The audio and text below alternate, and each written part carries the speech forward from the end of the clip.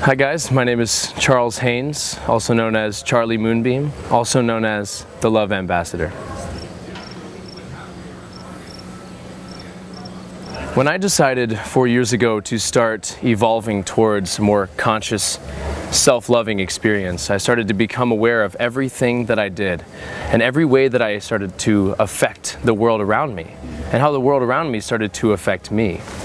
And over time I started to study what it was that I was putting in my body. I started to notice what it was that ended up on my plate, and I started to trace that story back.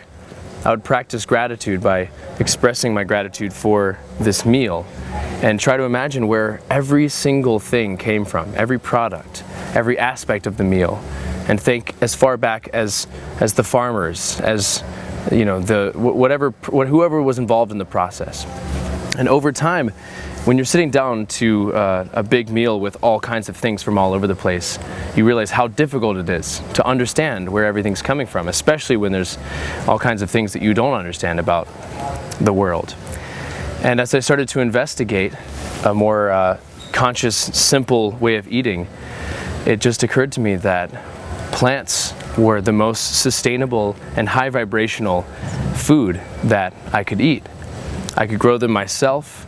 They naturally were attractive to me in their raw form, and I found myself feeling a light and higher vibration after spending years in pain, suffering from things I didn't understand based on what I was eating. For me, fruit is the greatest gift in this Garden of Eden we live in, this world. It is the one thing that truly beckons us in its natural state as it's growing in the wild, with its vibrant colors, its sweet smells. It's so innately attractive and yet so alive, so high vibrational that when you commune with a piece of fruit that has been picked directly from a tree in the wild, something deeply spiritual happens between you and that thing, where you realize that your relationship with food is so far beyond this idea of just getting energy or fuel for the day. And when you eat fruit, you feel the connectedness, the lightness, and the highest vibration of this whole human experience. And you feel clean. You feel capable of doing your best. And so many of us have found ourselves in situations where we are sluggishly navigating this reality, held back by issues within our bodies or within our minds.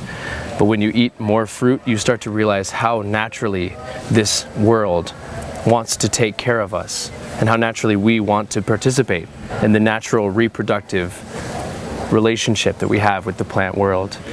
And fruit is the beautiful celebration of that connection.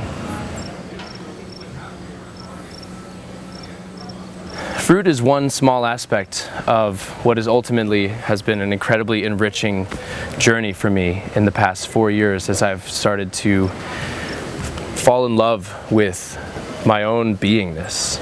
To be able to comfortably and confidently say I love you to myself every day. And so on my journey in the past 4 years, I've worked through all kinds of things to cultivate a more loving relationship with myself and with the world around me. And so I've developed some certain practices that are so close to my heart that they naturally and effortlessly express my most inner feelings and desires. And a lot of those are rooted in creativity. I love expressing myself through song. I love writing music. I love to dance. I love to make people laugh. But I also love to journal every single morning and let my thoughts pour onto the page so that I can come back into my own space. And I do this every single morning. I love to stretch. I love to garden. I love to connect with the earth and plant things and watch them grow, watch them naturally rise with this vitality that is inherent within them, that all I had to do was send love into that thing. I started to connect with the vital, loving energy that exists within everything in my reality, and it has changed everything about my reality. The way that I interact with people, the way that I interact with the world, and naturally my life is more creative, is more joyful in every way. And I find that everywhere I go now, I see people who feel the same way and who reflect that back to me. I've often felt that one of the greatest revolutions that we could have in this world is the one that we have within our own lives, to become more aware of how we can cultivate everything we need. The fundamental element of sustainability is our willingness and conscious ability to become aware of how things come into our reality. How does this shirt get made? What did it take? What did it take to get a house built for you to live in? And ultimately, when we look at what's on our plate, we are asking ourselves, how can I create a relationship with this thing that I interact with every single day that creates a more sustainable future, not only for us, but for generations to come?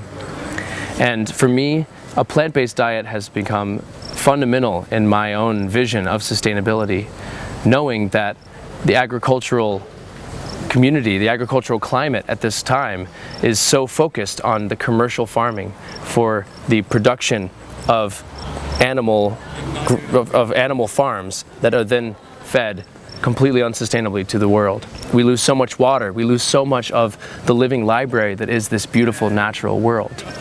And so if more and more people allowed themselves to try to eat more plants in their lives, you'd start to develop that connection. You would start to take an interest in the agricultural experience that's going on in this world, where we have commercial farms all over the place, and we don't see as many family farms or organic permacultural scenarios. But more importantly, I feel than even eating a plant-based diet is interacting with your own food in some way and allowing yourself to plant more food, plant herbs on your apartment balcony. If you have a little patch of grass, maybe this next summer you can take an opportunity to plant some kale and just incorporate that into your life. And I promise that if we had a world full of people doing that, we would all develop a more loving and healthy relationship with what we're eating and why it's good for us. One of the most important activities that we can engage in order to start to be more creative is to become more aware of our truest self. And that is very difficult in this world full of tensions and expectations, this go, go, go mentality. Giving yourself time in your day, each and every day, to relax and to sink into the real beingness of who you are. Naturally, you start to develop a relationship with feelings that over time become so prominent and profound that they feel like being expressed. Poetry comes when you can no longer speak, or when you can no longer just simply sit and allow something to be beautiful. You have to convey through words. Singing comes from when you can no longer simply speak about something. Painting is a way to capture the magic of a moment. But none of these things are done or are done well from a state of anxiety. So I encourage everyone to take time in your day, every day, half an hour, whatever it takes for you, to simply be and relax.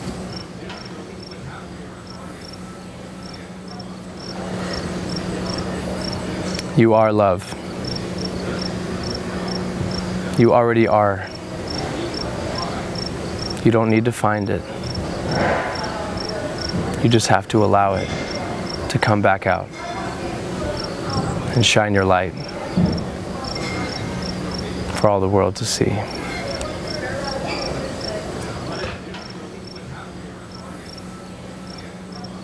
Oh man. Oh, the Woodstock Fruit Festival is such an incredible community. I show up here and I meet so many people that have already taken the first step towards loving themselves. We've all taken the same step to take an interest in fruit and how that can change the way that we feel about ourselves. And with that first step, what you find is an openness that is so attractive, so potent and powerful that what you find is there is a huge community vibrating with love, where we can express ourselves in ways that we never thought we could. I see people who show up on the very first day of this festival who are closed and maybe a little bit intimidated and feeling very introverted at the beginning. And by the end of the week, they're running around like crazy people. They can't stop dancing, they can't stop singing, they cannot stop hugging everyone and thanking everyone. And I see this as a vision for our reality. I see that this is possible in the world. And I see it because I see 500 people experiencing this reality here. And I'm so grateful that the Woodstock Fruit Festival exists, so that we can experience, even for a week, once a year, what it feels like to live in heaven. You can find me